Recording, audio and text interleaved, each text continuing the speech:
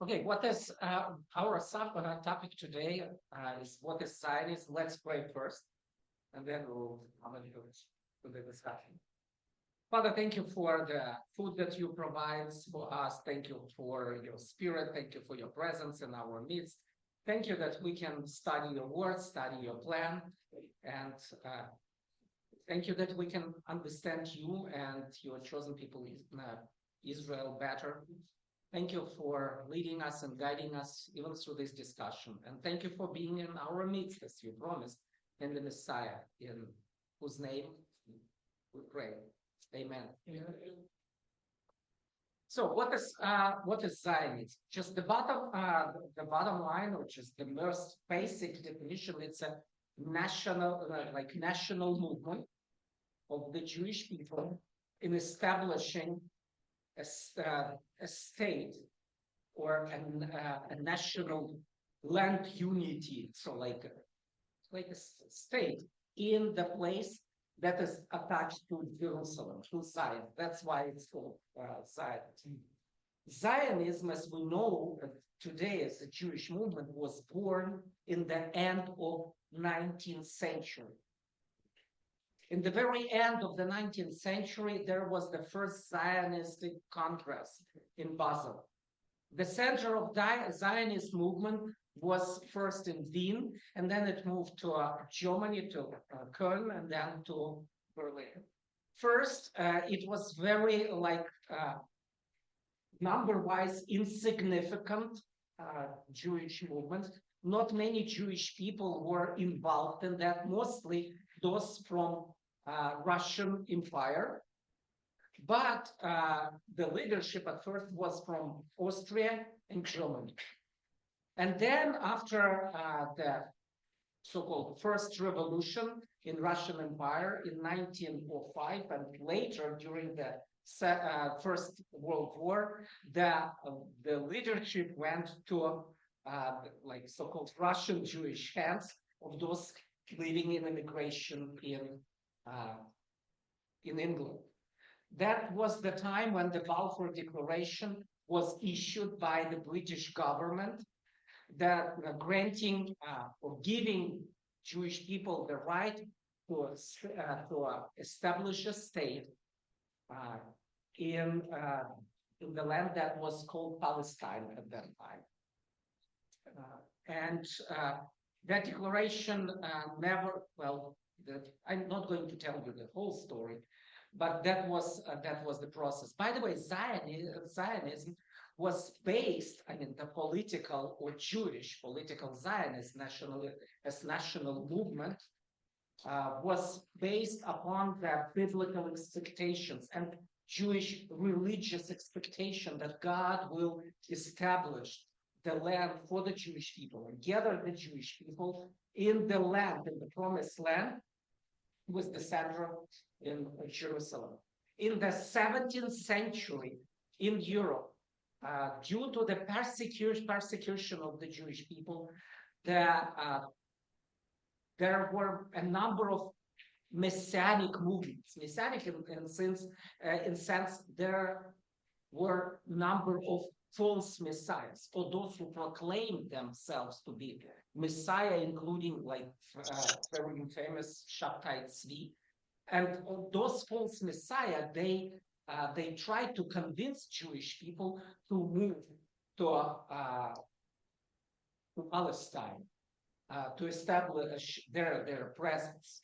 And they even believed that they are the messiahs to lead the Jewish people there. Why was that time so packed with the false messiahs? Because it was the time of troubles for the Jewish community. Then the more easier time came for the Jewish people in Europe, particularly in the Western Europe, and the movement was the Haskalah, so assimilation of the Jewish people, and the attitude of the Jewish people in Western and Central Europe changed. So let's assimilate, let's stay there, and then everything will be fine. We don't need the land for ourselves. And then in 19th century, the Jewish people, even many Jewish people, even during the Haskalah and all this Renaissance and assimilation of the European Jewry in the society, they notice that anti-Semitism is still there. It never gone. So the Zionism and the first Zionistic Congress was as a response to the anti-Semitism in Europe. And that's not surprising that the majority of the Jewish people involved were from Russian Empire. Why? Because Haskalah never came there.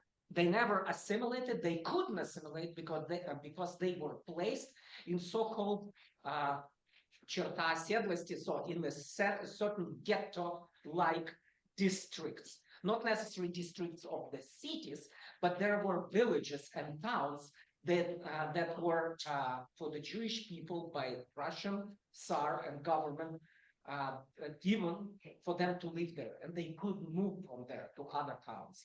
So they were oppressed there, and when the Jewish people are oppressed, they're dreaming about Zion. So they are dreaming about our own land. So the thing was, we need to protect ourselves against anti-Semitism.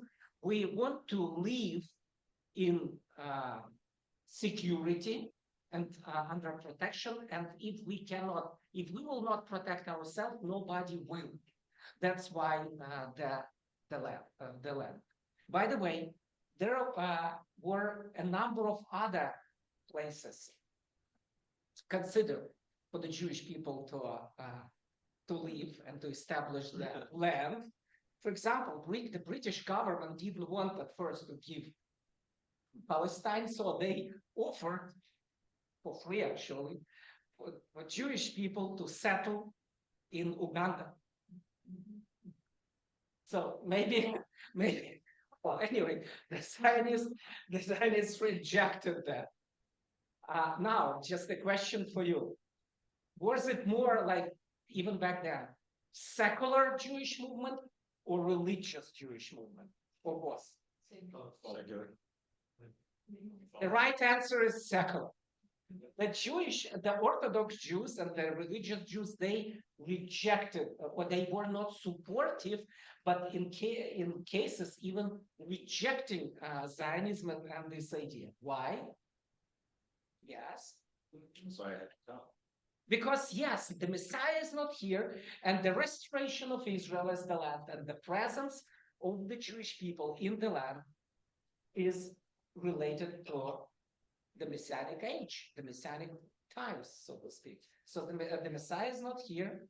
Why should we do something to expedite the establishment of the land? So it was a secular Jewish movement. Did this view change? So the rise of religion, people believe that right now more in silence, It didn't change too radically by Orthodox Jews, but there are a number of other religious movements among Jewish people. So Judaism is also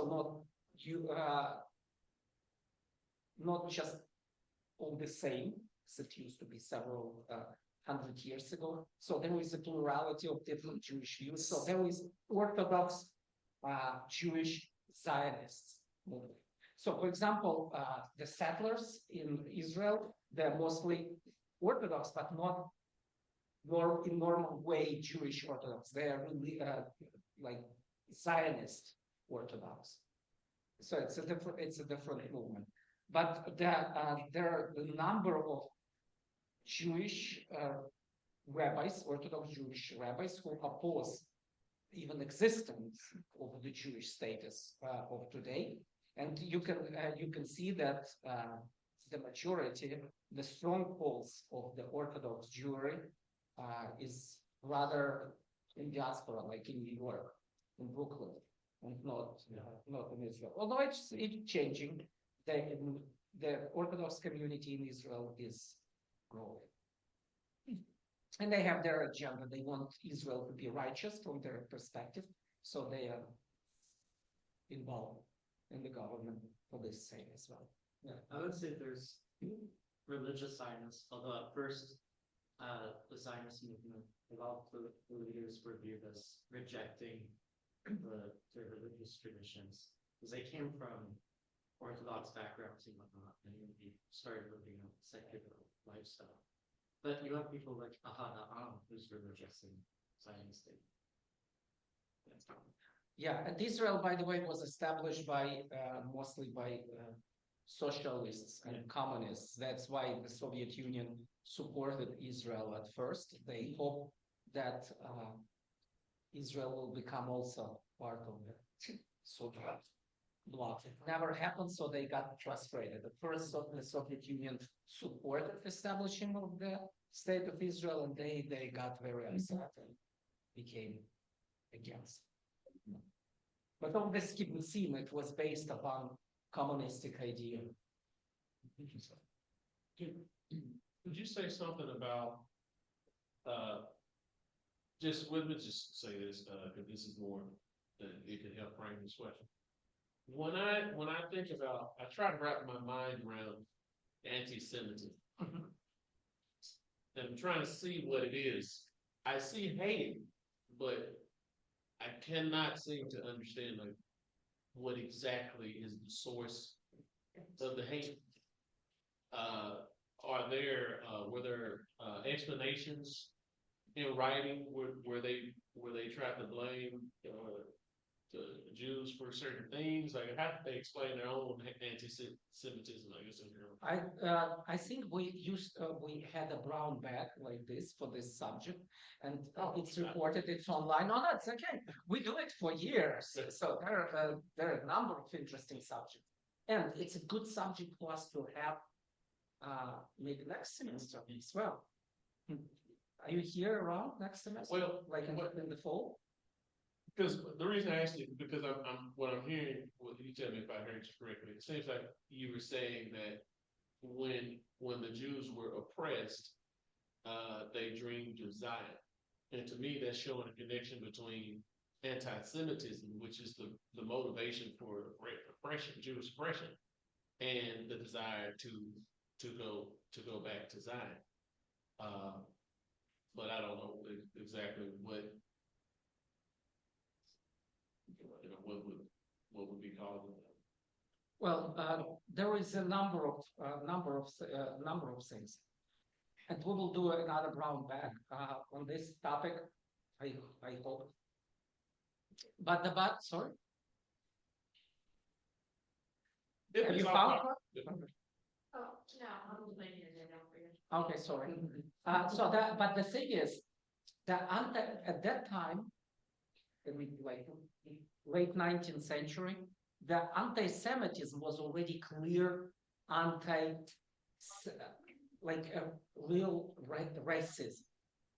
Before, I mean, in early like centuries after Jesus and medieval period and sometime later, it was more like anti-Judaism, mostly based on Christian anti-Judaism and xenophobia related to a different religion and different cultural pattern. But in the 19th century in Europe, it was already anti-Semitism proper as we know that today. It was a sort of racism, so against Jewish people as a race, as those who are born in special way, coming from in a certain way, certain genealogical lineage, coming from certain family, even disregarding of their belief or disbelief. So for whatever reason, everybody knew that Karl Marx is Jewish, although he was absolutely anti-Jewish and even racistically anti-Semitic. He was hater of Jewish people and hater of Judaism, and still everybody knew that. How? Because being Jewish ceased to be a matter of religion and became a matter of the lineage, biological lineage, and belonging to the people according to the flesh. What is actually biblical? And that's why Zionism was not religious, but secular Jewish movement of establishing physical state not attached to religion, to protect Jewish people as a people, let's say, race.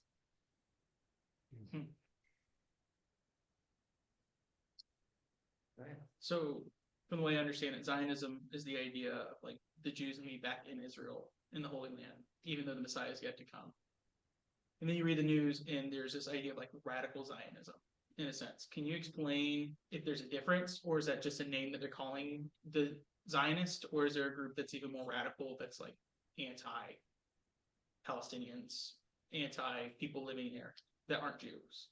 Originally, Zionism, and even mostly today, as it defined by Jewish people, it's not anti-Palestinian. Okay. It's more like this is our right to live here, and we need the land. So usually the argumentation is, look, everybody, like even including Arabs and other peoples, they have so much land everywhere. Look like Iran.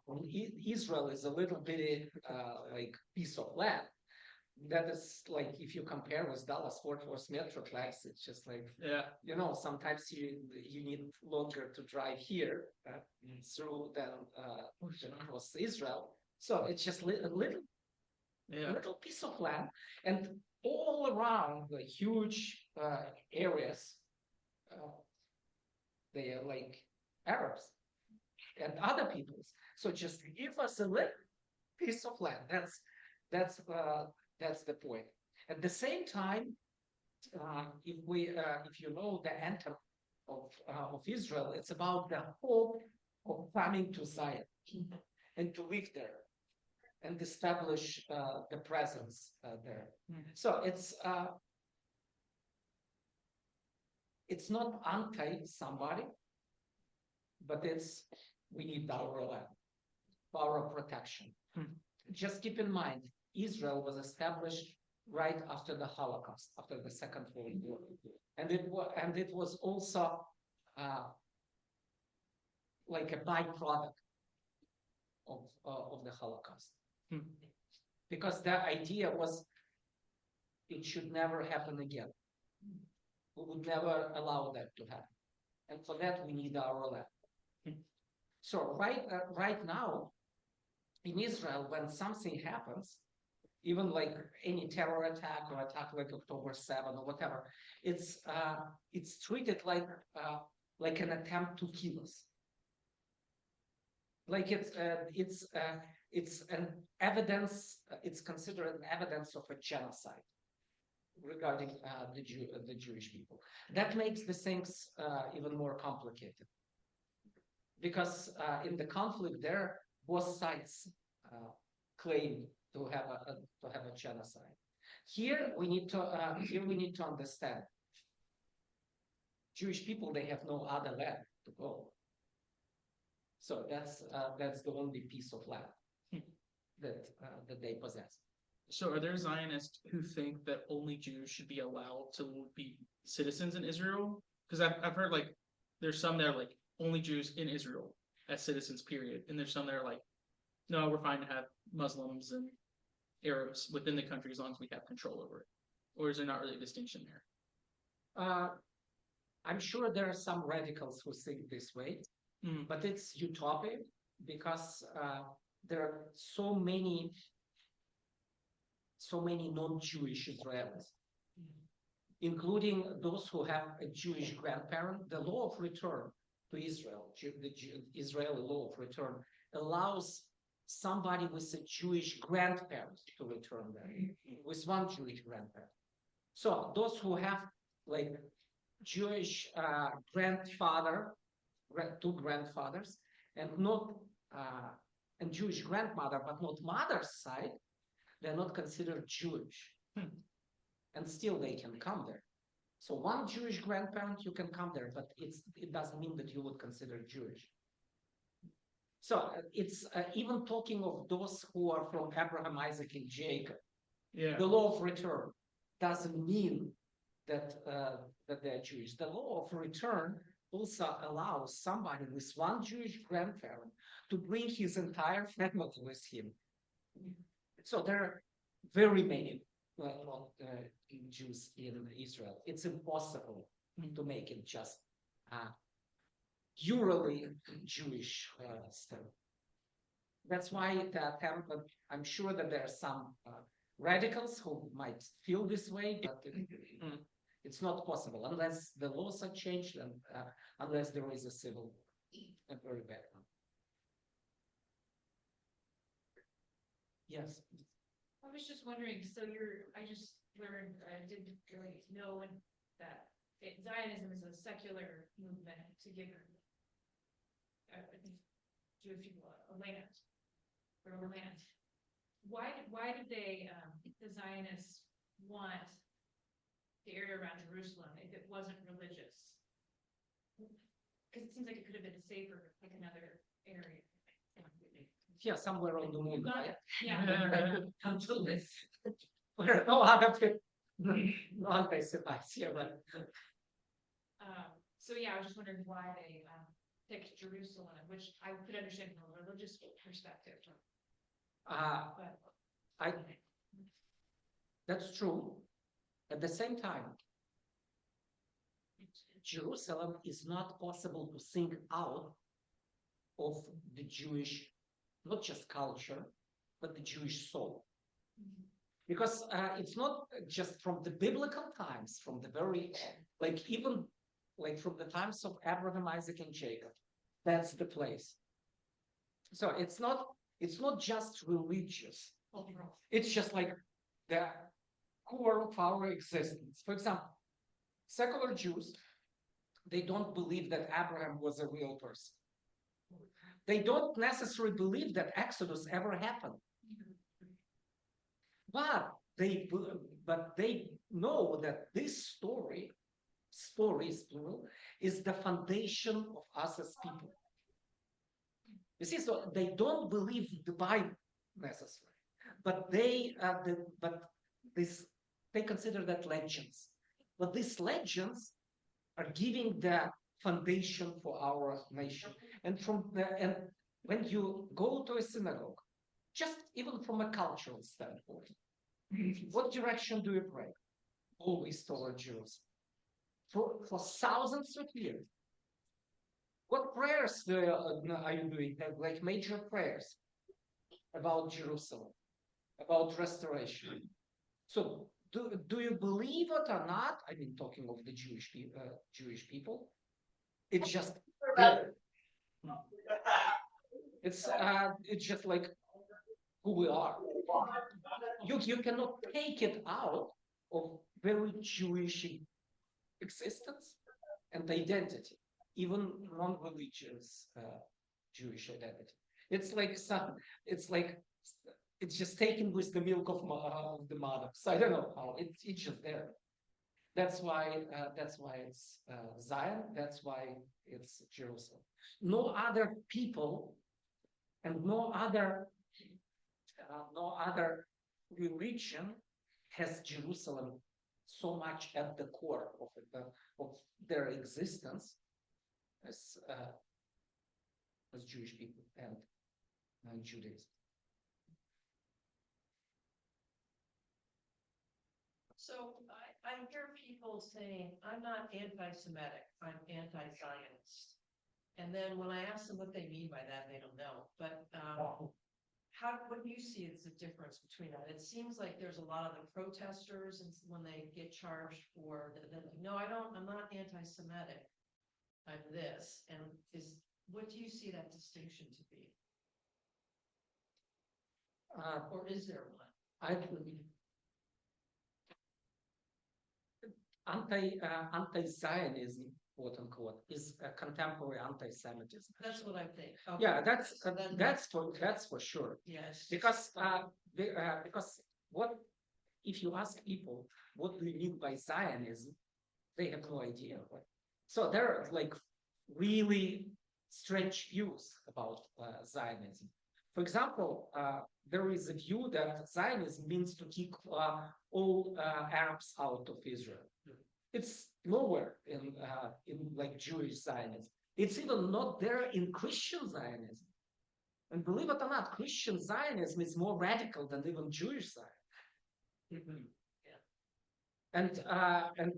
Actually, by the way, on a side note, Zionism in 19th century was supported not by, as we said, not by religious Jews, but by dispensationalists and by those who believed in millennium.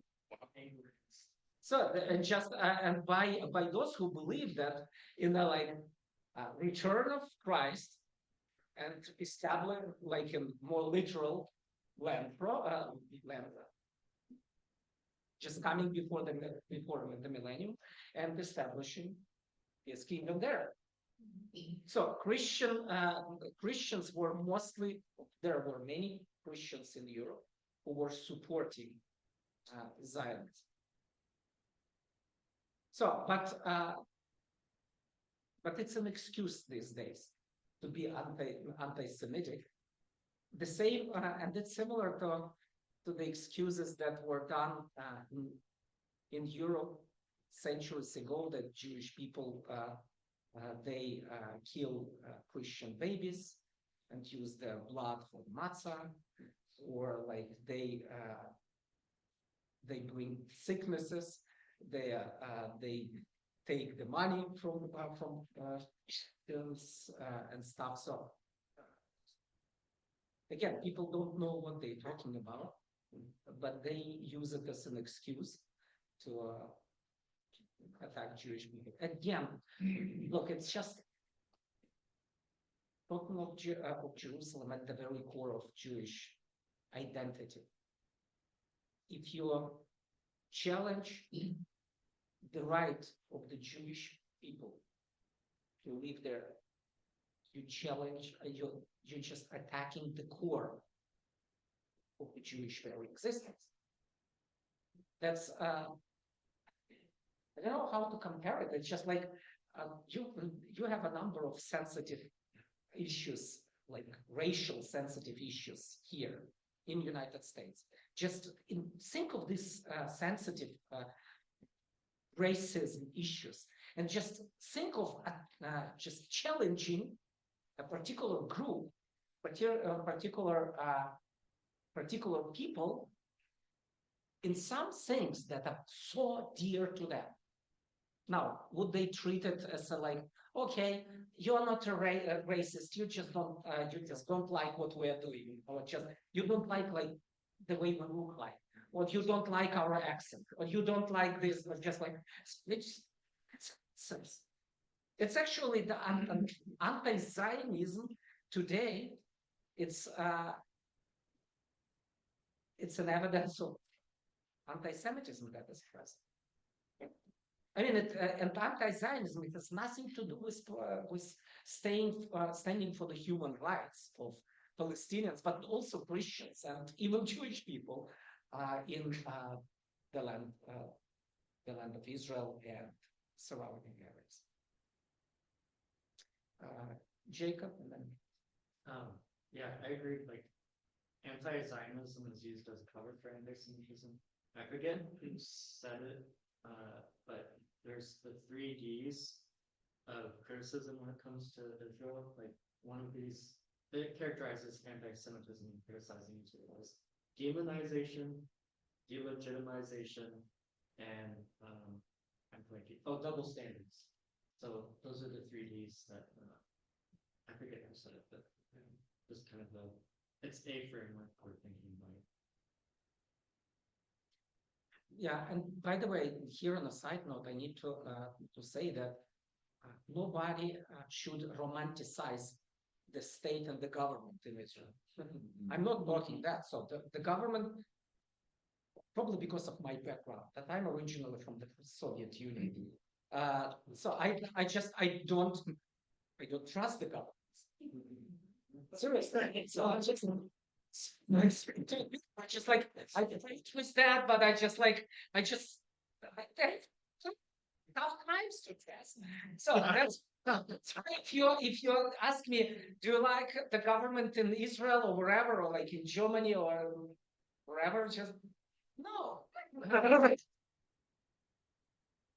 They're wrong. I mean, in many things, and in Israel, it's even more so. How many? Do you know how many parties are there in Israel? like almost 30 or something like that. Okay. It's not like Republicans and Democrats here. No. It's just like a mass. Not mass. It's a I mean, multiplication of the parties. Why? Because that shows how we agree with the government. Wow. You know, and that's so just we can criticize that a big deal. And that doesn't mean to be in agreement with the state and the government, but at the same time, some people use it as an excuse to attack Israel and to attack the very right of the Jewish people to live there, and that's dangerous. Nicole, and then I would say like it's a little more nuanced or complex in that to say that someone who says they're anti-Zionism, that it's a cover for anti-Semitism. I think that like I was talking to the guy I was telling you, he's one of Chosen People's representatives, and he has a paper he's talking about how people who are overly critical of Israeli government or anti-Zionist tend to be anti-Semitic. And I asked him about like, what he means by that. And I think that's going into what you're saying, Jacob, that because I think you kind of have to look at it from the top down, is that the media and some of the things that you hear all the time are doing what you're saying, like demonizing Israel and using a double standard where if another nation were to do this when they were attacked, they wouldn't get the same kind of response. But when you go under the level of who is,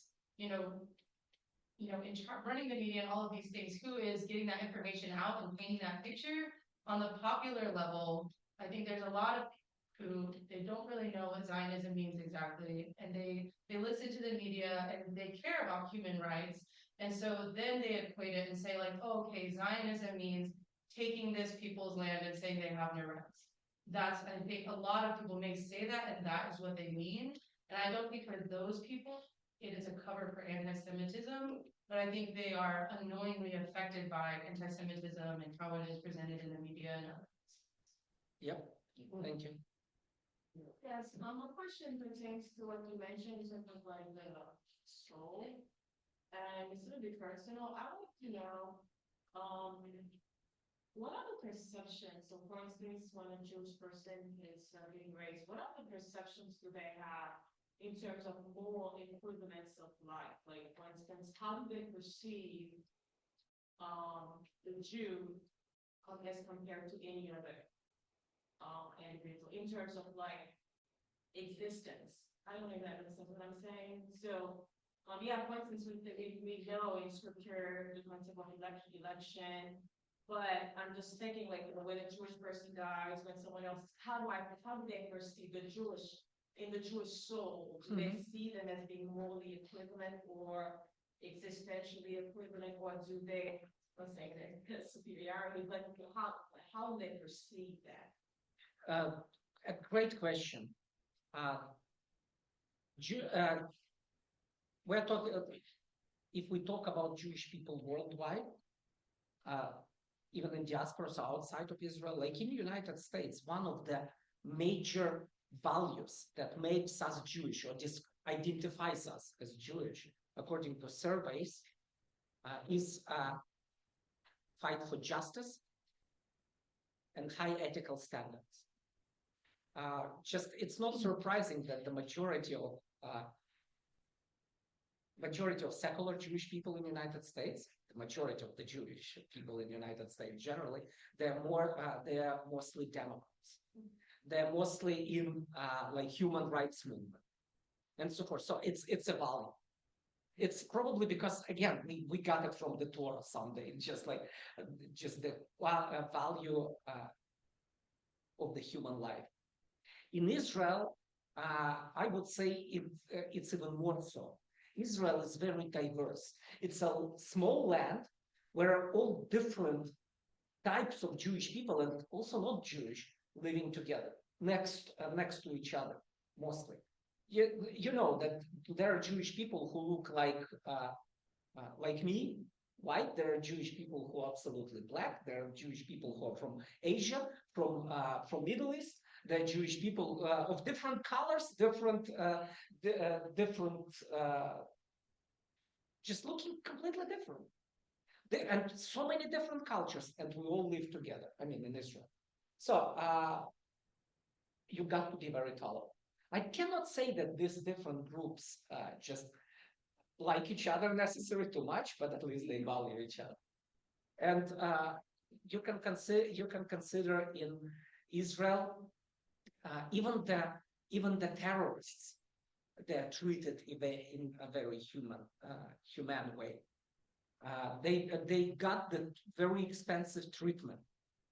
They're treated with much dignity. There was well, after October 7, this terror attack, there was an accident.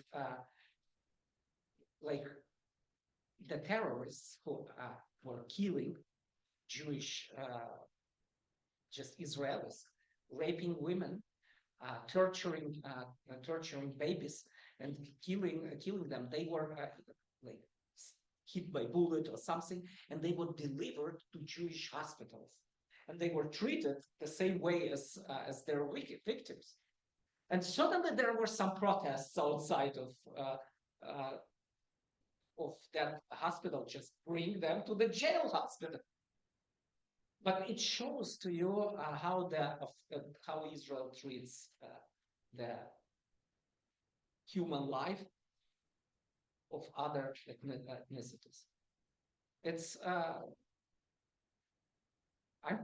would say I'm pretty proud for the way Israelis and Jewish people treat other peoples. This kind of connects back to something you said earlier about like earlier involvement like dispensationalism and that's influence on development and establishment of Israel. I was just curious, what's your take on Christian involvement in like the political and cultural life of Israel? Like this is somewhat talking, but I thought it connected a little bit, like talking about them, like you heard of like the red heifers? I'm like, what? Like, some Christian group is trying to found some cows to send so that they can start sacrificing again. I'm like, when was this a thing? Like, how do we like? I don't know what to make of that, and like, kind of where's the line between like, I don't know, like meddling and helping, and like what? Yeah, it's how do those things? Yeah, it's. Again, some groups they're romanticizing Israel. Some groups they like Israel because it's related to their eschatological hope and urgent expectations. So everything is considered like that's it. He is coming now. So it's like eschatological. The more speculative the Christian group is, the more they're interested in Israel and what's going on. Well, to be honest, there are some end times eschatological groups. They believe that the U.S. is almost like the new Israel, because they interpret the events here as the eschatological events. Israel, like in the focus of those who are trying to find the evidences that Jesus is coming. So red heifer, it's one of those. So like a few days ago, somebody asked me, so what do you think about this? And my honest answer was nothing. So it's like, well, but if this heifer will die, so the Messiah will never come. I'm just like, what are you talking about? That can raise thousands of these heifers. So it's just like, what's the, and just like, sorry? God created a cow. Yeah, absolutely. God created cow. He already did. He can do it again. So it's that's why my personal position. I believe in the return of the Messiah, and I believe that this return will be soon. But at the same time, I believe that it will happen in the way we are not predict exactly the day. And it will actually, it will happen when we expect it to happen the least. So like last Saturday, somebody told me, look, Iran is attacking Israel. That's it. That's that. I just like, no. It's just like, why should I? So besides, at DTS, you know the official DTS position that before Jesus will come and all this stuff, there is rapture, right? So I will, if I believe that, then I believe that I will see, I will watch the red heifer from the better place.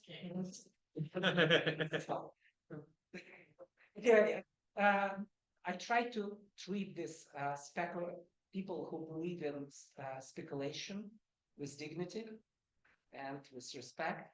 They're my brothers and sisters. I pray for them, and I like when they pray for me.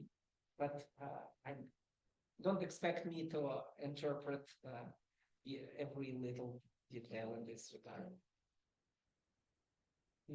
Kind of in response to that also, like, I know, like, I read like Christian Zionism that like two different things. One, that it kind of objectifies Jewish people, and like you're saying, like kind of romanticizing them, and that actually can hurt the relationship between Jewish people and Christians, whenever, or especially Israelis, feeling that like kind of like, oh yeah, you love me, or you just kind of like want a relationship with me or support me because I represent something to you that I don't even believe in.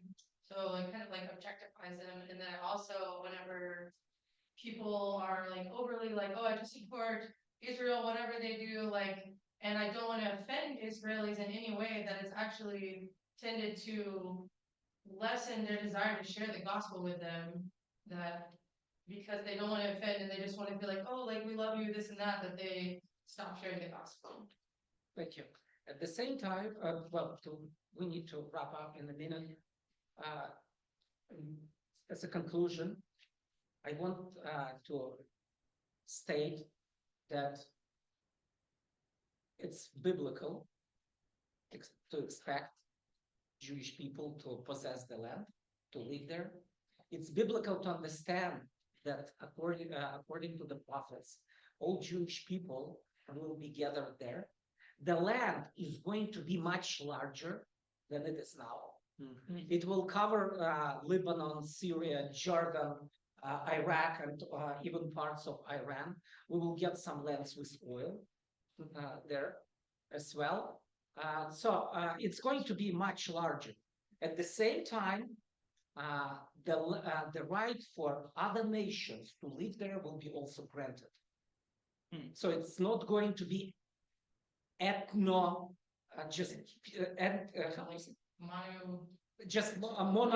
or how to say it. So it's not going to be just Jewish people living there according to the Bible.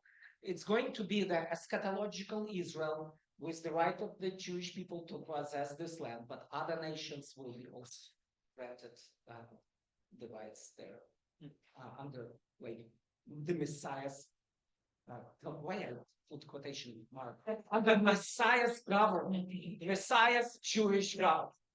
Okay, so and right now we're in the process, and there's some, as many professors here at DTS would say, it's already, but not yet.